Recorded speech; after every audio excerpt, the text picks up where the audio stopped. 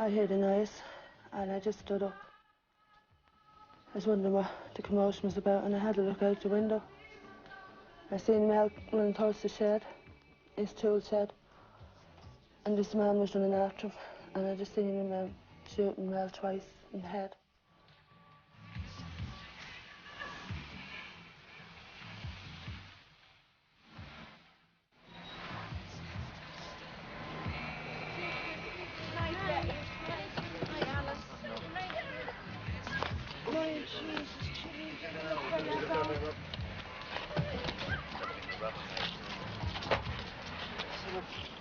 I was putting on the lights and all of a sudden I heard somebody saying, "Excuse me." And I thought it was a security guard from around that does the area. And I stood up and looked around, and the first thing I saw was a double-barreled shotgun.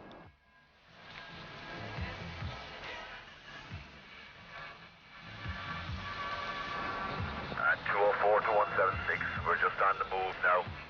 So you don't go to home base.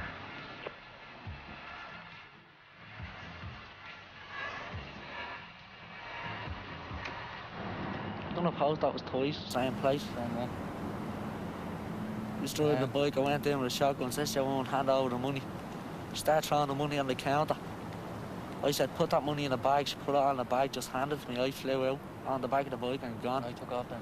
Went back a while later then and done it again, a couple of months later. She started roaring with police, get the police, get the police. Started screaming her head off. So I just shot the roof. She wouldn't shut up, I was going to shoot her. And the other two fellas that was with me just pulled me out of the shop. I got back in the car and just got out of there.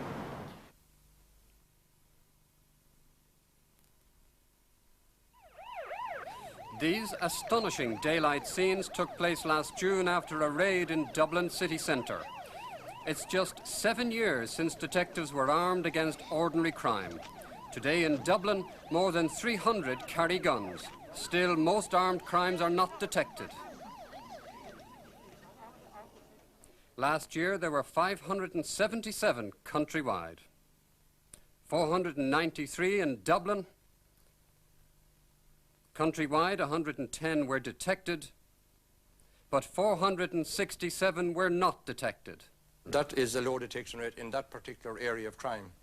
But you might remember we had other serious trends before. We had it in assaults on the elderly. We had it in the drug trafficking and the drug pushing. And when the concerted effort was made and the redeployment of manpower, they were very satisfactorily dealt with. And I have no doubt that the efforts now being taken and the further efforts that will be taken, that the detection rate will increase. And of course, I hope, very much hope, that the incidence of armed crime will drop dramatically. These days, wage packets are made up inside the vault-like offices of security companies. It's just the way things are.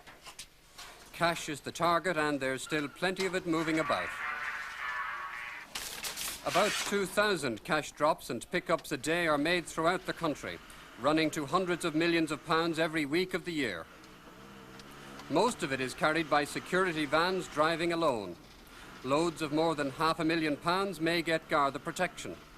The critical times are just before a pickup and just after a drop. Criminal gangs are always watching these movements. We have to be aware, again, that there is somebody out there who may want to get at what we are carrying. We will take every precaution we can, whether it means if we decide that a particular delivery is wrong at that particular time. Is it the case, really, that the big criminals have moved into the territory where the paramilitaries used to control in the big cash snatches? Yeah, I think that's a fair statement. If you take 5 years ago, if you're talking about big money, one would be looking perhaps towards the paramilitaries, but there's no doubt now that there are gangs, particularly in the Dublin area, large enough to carry out big jobs, yes. That would normally be the territory of the paramilitaries. And do you think they're well organised? Very well organised, yeah. The map of organised crime in Dublin is complex, yet 3 main gangs can be identified. On the north side, a notorious family and associates led by a man in his 20s. They've been connected with serious and major criminal jobs, and the leaders remain free. Security Corps van at Fairview, Dublin. 26th of January 1987, £1,400,000 stolen. The gang had a complicated escape route worked out as a follow-up search revealed. One man, Frank Sheridan, got 21 months for receiving. Some of the cash was traced to 2 building society accounts in Newry. £1 million remains untraced.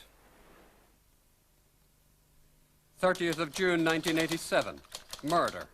The daylight murder of Mel Cox in his back garden in Blanchardstown, in full view of his wife Margaret, followed a Northside pub fight. It was with a Northside family. The name is well known.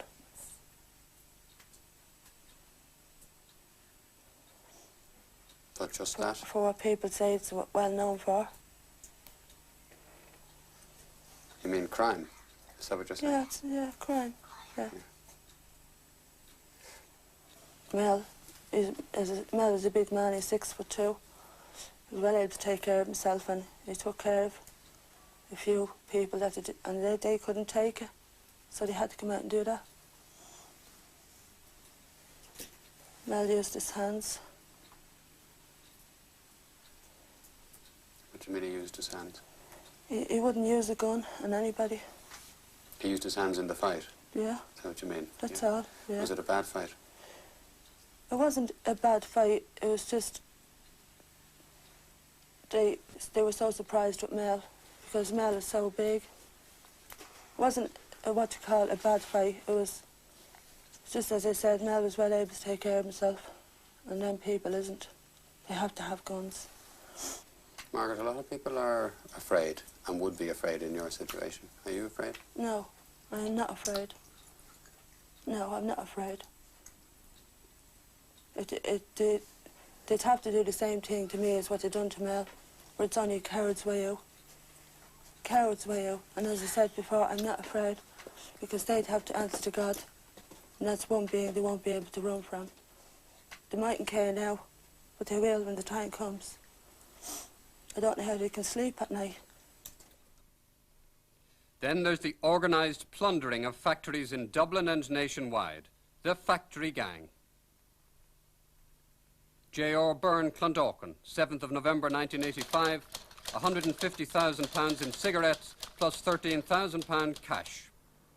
None was recovered. The stolen lorry turned up in Newry. It's believed the cigarette haul was held for a time in another Clondalkin warehouse. Kirsten Hunick in Chicor, 6th of April 1986, £110,000 in videos. A 6-man armed gang led by a man on bail made off with 225 videos from Kirsten Hunick on Bluebell Industrial Estate. None was recovered. Smith, Klein and French, 20th of November 1985, abduction. SKF's senior accountant, Terence Spooner, was abducted on his way home by 4 armed and hooded men. The factory produces Tagamet for healing ulcers, but the gang questioned Mr. Spooner overnight about a cattle hormone drug. The SKF robbery was aborted. Mr. Spooner was left tied to a tree, but soon a cattle-drenched theft was done nearby. Connolly Haulage in Chicor, 13th of January 1986, £107,000 in cattle drench. The load had come from Galway to Connolly's in Bluebell Industrial Estate. Instead of being moved on straight away, the cattle drench was kept over the weekend. The gang clearly knew it and struck in dead of night when driver Pat Norton arrived with the keys in his refrigerated truck. Well, they told me to get into the container, they did. So I stepped in, got into what I did, and they closed the door. Did you not tell them that this was a cold fridge container? I didn't say that to them because I don't think they cared anyway. Yeah, but it was, at that stage I got very panicky, I did, when they locked the doors. Because it was that dark and you couldn't even knew exactly, you didn't know where you were. I was walking up and down a container and feeling my way up around it. I was, you know, like walking along with my hands along the side of it to see where I was in the container. I was. And look, I admit it, I was even crying, I was in it. I was, you know. It's an ordeal I wouldn't go through again. His foreman helped lift Pat out in a huddled freeze. Huddled up, yeah. That was to keep himself warm, like, you know. It's the only way. His arms around him, you know, folded like that. In a crouched position? In a crouched position, yeah. And you took him out? We took him out as he was sitting. In that position? In that position. Is that because he was frozen stiff in that position, or? The cold was so severe, and he was frozen in that position, yeah. We took him inside then and gave him a cup of tea and waited for the ambulance to come, and they carted him away then. So your overall impression of this crowd is that they were well organised? Oh, very well organised, very professionals, you know. Like you see it on television, like this is something like you would see on television. Yeah, but could it not just be, Pat, that they struck it lucky and they got a good load? Well, they struck it lucky, all right, did they, with the load? Because it's a very valuable load it was. Yeah, but I mean, do you think they knew what they were going for? Oh yeah, they knew what they were going for. They did. Last month, 2 men got jail for receiving from the cattle drench job. George Mitchell and Gerard Hopkins. Other jobs are cracked too. It may or may not break the back of the factory gang. They've an organised network in place. Storage warehouses found in Maynooth and Ashburn, crooked hauliers, and recent jobs done in Cork and Wexford. Their hauls of the past 3 years would easily top £1 million. But Ireland's leading gang of armed criminals is Southside. The leader and some of his associates go back a long way. Quinsworth, Rathfarnham, 18th of November 1974, £90,000. The haul was worth £250,000 at today's values. One Security Corps man was lucky to escape serious head wounds. I heard the bar being pulled back on the door, and the next thing I felt the bag being tugged from my side. So I thought it was a snatch. I turned around and lashed out with a boot. And as soon as I did, so I got belted. Belted where? Around the face and head. With what? I presumed it was a revolver because later I did see him. I'm sure it was a revolver. And what happened then? Well, then I was dragged to the ground and I was told that if I moved again, I'd be shot. Semperit Tyre Factory, Ballyfermot. 12th of May 1977, £53,600. 3 shots were fired, a security man was injured, and a family of 7 was held at gunpoint as hostages for the job. State forensic scientist, 6th of January 1982, bomb attack. The near assassination by car bomb of Dr. James Donovan remains unsolved. Garda and criminal intelligence points directly at the Southside gang. Post Office Mallow, 16th of July 1982, £125,000. This time the gang used chains and locks to tie postal workers to radiators. They'd bent back thick steel window bars for entry. Within weeks, Garda Criminal Intelligence Section issued a bulletin naming as suspects the Southside gang leader, one of his brothers, and 2 other long-time criminals from Ballyfermot. O'Connor Jewellers, Dublin, 27th of July 1983, £1,350,000 in jewellery. This was a meticulously timed job, backed up by sophisticated walkie-talkie surveillance. It depended on good inside information. They struck just when the main safe was being opened. It was the biggest criminal robbery to date and closed O'Connor's down. Post Office Talla, 3rd of December 1985, £83,000. Again, terror, threats and the device of kidnap was used to extort the cash. The families of the postmistress and her next-door neighbours, including 6 children, were held hostage at gunpoint overnight. How well organised did they appear to be? Very well organised, a very professional job. They said, we want the money, and that's it. And if you don't carry out the instructions, 2 of them will be shot. So as the next time they know we mean it.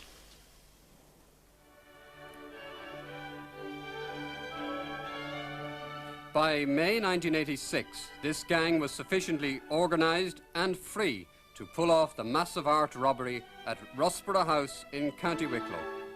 11 paintings were stolen.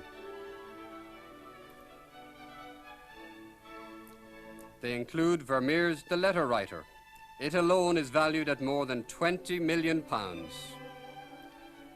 The Vermeer is exceptionally rare, as Sir Alfred Beit pointed out in a BBC interview. Sir Alfred, how many Vermeers are in private hands? 2. Your own and? The Queen's.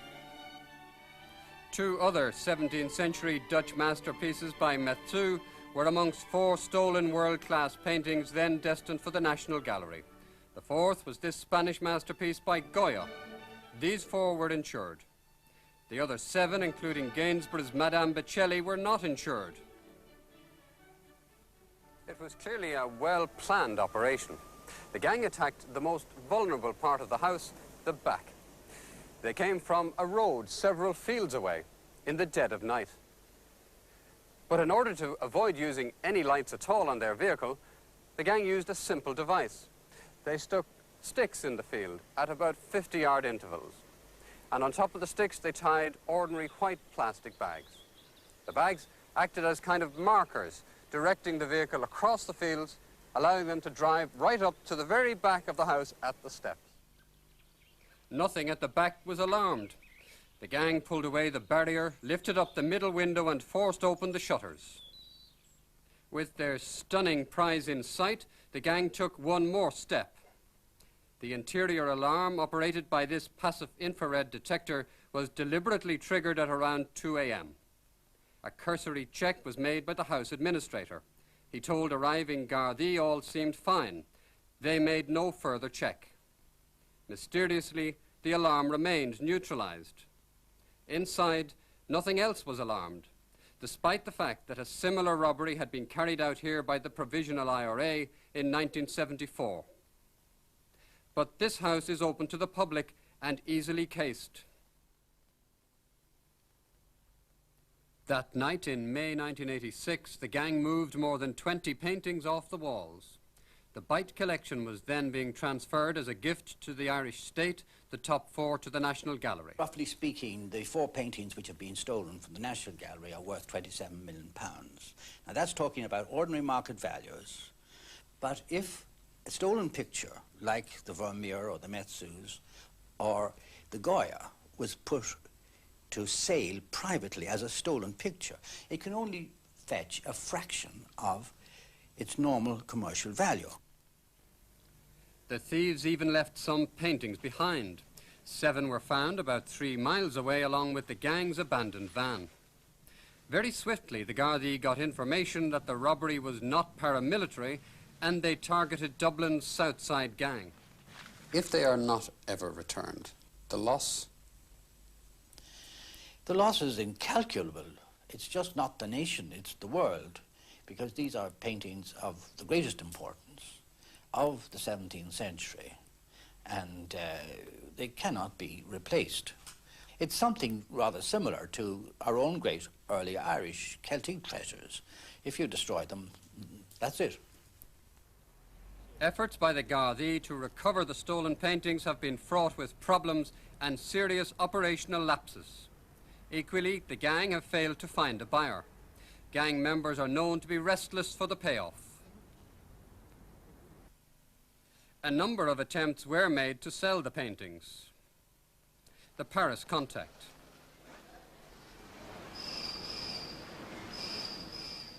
Within days of the robbery, Gardaí got wind of a trip to Paris by a Drogheda man with criminal and paramilitary connections. In Paris, he made contact with an Irish paramilitary figure. Nothing came of it. False trails. The gang made several early ransom demands, but the Gardaí were also led on many wild goose chases. One criminal demand that £100,000 be left in a tar barrel on the Kilcullen Road, County Kildare, led to a major Garda surveillance. On the night, Gardaí watched the false pickup, but failed to get any details of the men or their car. Operation Moonshine. In mid-1986, Scotland Yard officers working for the Gardaí met criminals in Dublin hotels to conclude an elaborate sting operation to trap the gang. Operation Moonshine aborted when the gang leader held back. The private eye. On one occasion, a man claiming to be a private eye, whom the Gardaí suspect may have had connections with the robbery, called to James White. Well, in that particular case, I can't deny it now that you know about it. In that particular case, he talked about helping in private investigation. And he didn't offer ransom directly, but did talk about the large sums of money they were offered for the pictures. And then I made it perfectly clear to him that under no circumstances would the Byte Foundation or the Byte family or anything to do with it pay any ransom. And how did he put it? Obviously, he couldn't present himself as one of the gang that stole the paintings. What you said is correct. He put himself forward as a private investigator who would help us to recover the pictures. And how far did that go? It went no further than my telling him ransom wouldn't be paid. Operation Killikee. The nearest the Gardaí came to trapping the gang started in Amsterdam early last year. The Southside gang made contact with a Dutch criminal for a deal on the paintings. By September, the gang leader had met the Dutch criminal along Dublin's canal. In between, senior Gardaí had secretly worked with Dutch police in league with the Dutch criminal. At last, the Southside gangster took the bait. On Friday, 25th of September, detectives were shown an Interpol officer posing as an art expert. He was to work with the Dutch criminal known as Peter. On the Saturday, Peter was finalizing arrangements in the Four Roads pub, Sundrive. Next day, the so-called art expert would be taken somewhere to view and verify the paintings, and the deal concluded on Tuesday.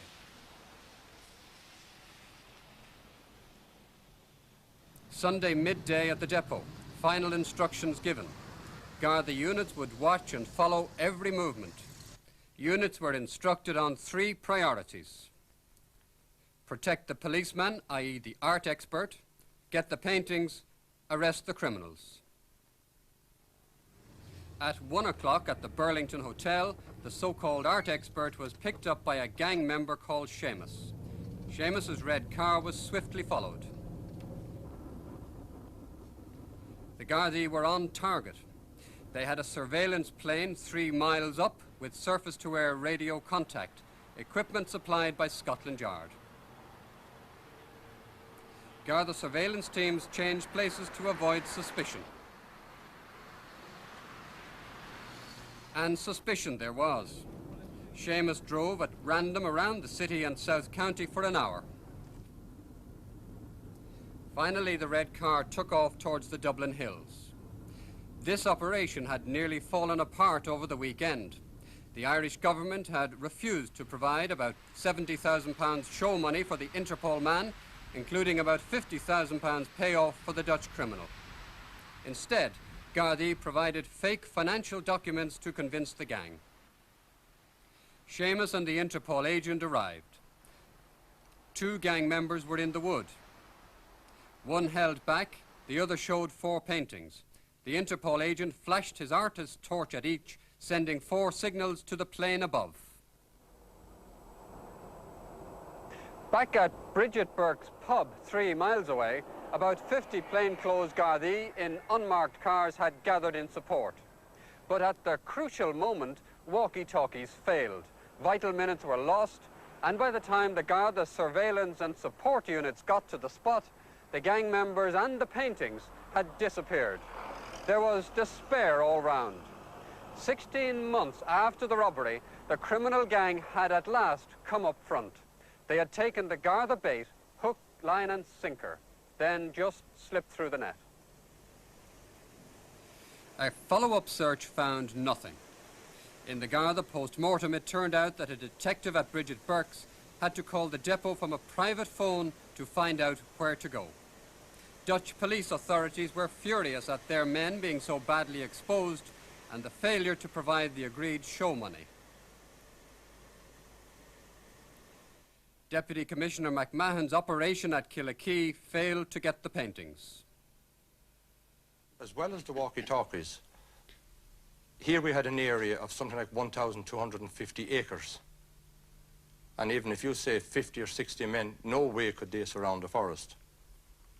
On that date as well, and I must admit, nobody knew that this would happen, that they were going to the Dublin Mountains. We are all entitled to our failures once in a while in any organisation. It is not a failure, by the way. That investigation is still going on and is very much alive. But it wasn't a success. On that particular occasion, there was nobody arrested on that particular occasion. But then no group set out to arrest anybody on that date. The most daring job said to be done by this gang took place last August at the offices of the Director of Public Prosecutions. It was an astonishing breach of security. The gang stole more than 100 files. They included 16 major armed robberies, assault and drug cases, the O'Connor jewellery file, the MacArthur and Patrick Cahill murders, the Jennifer Guinness kidnap. This is a scale model of the building which houses the DPP's offices. It became quite clear after the robbery that access to this highly sensitive building was extraordinarily easy, particularly from the back where all the action took place. The gang knew what was alarmed. They climbed over the back wall and into the yard, which was not alarmed. Up to the back door, which was, and they knew it. They just cut out a door panel with an ordinary bit and brace and crawled through. Up the back staircase without any hindrance or alarm barriers to the top floor. The door to the DPP's offices wasn't alarmed. The gang simply drilled through the lock receiver and walked in. The files weren't kept in that area, but one stair flight further up in this rooftop penthouse. There were 2 more doors to get through, and again, neither of them were alarmed. The gang just drilled through in the same fashion, and they were now in the inner sanctum amongst legal documents and books of evidence relating to court cases throughout the entire country. Astonishingly, these files were kept on open shelving.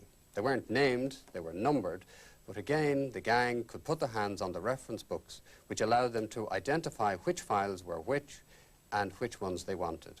They took their time, they didn't ransack the area. They got away with 145 files, totally undetected.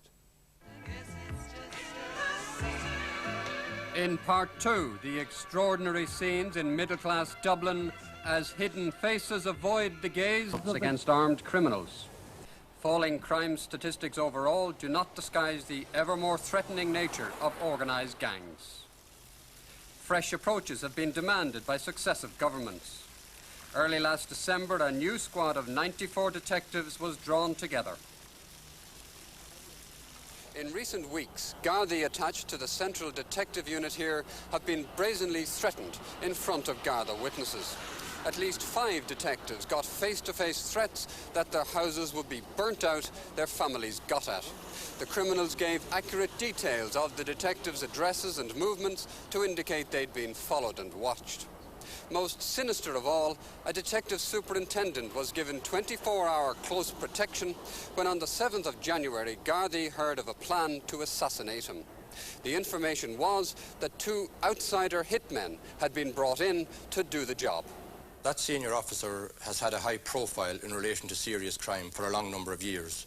His name was well known, so it would be normal, I think, that he would come under threat immediately once this started. But do you think it was a serious threat of assassination? It was certainly a serious threat. We are taking it seriously, and as you have just said, protection has been supplied. In a separate development, undercover Garda surveillance steps up. It's 8:40 a.m. at 21 Swan Grove, Ranelagh, where Martin Cahill spends the night.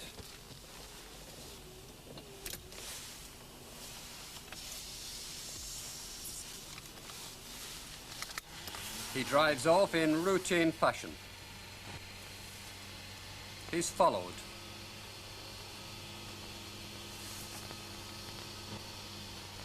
Detective Gardaí watch his every move. This is a new and extraordinary routine in Dublin 6. In addition to this Datsun Bluebird car, Garda records of recent months show Martin Cahill driving a Mercedes, a Datsun Sunny, a Renault 4L, and 5 powerful motorbikes of 750 to 1000 cc.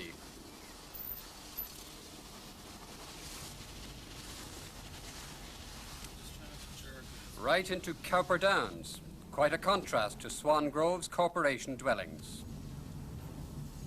car slows down at the more expensive houses in the £80,000 mark.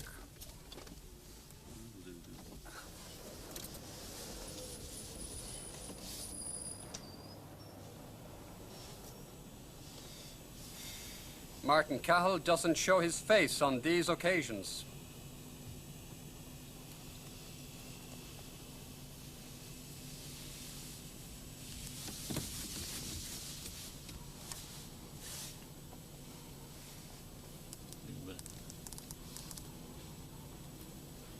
Inside.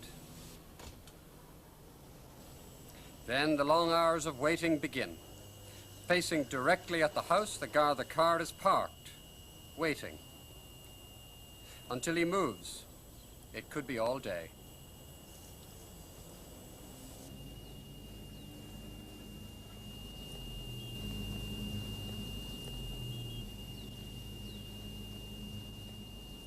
A woman taking a child to school is of no interest.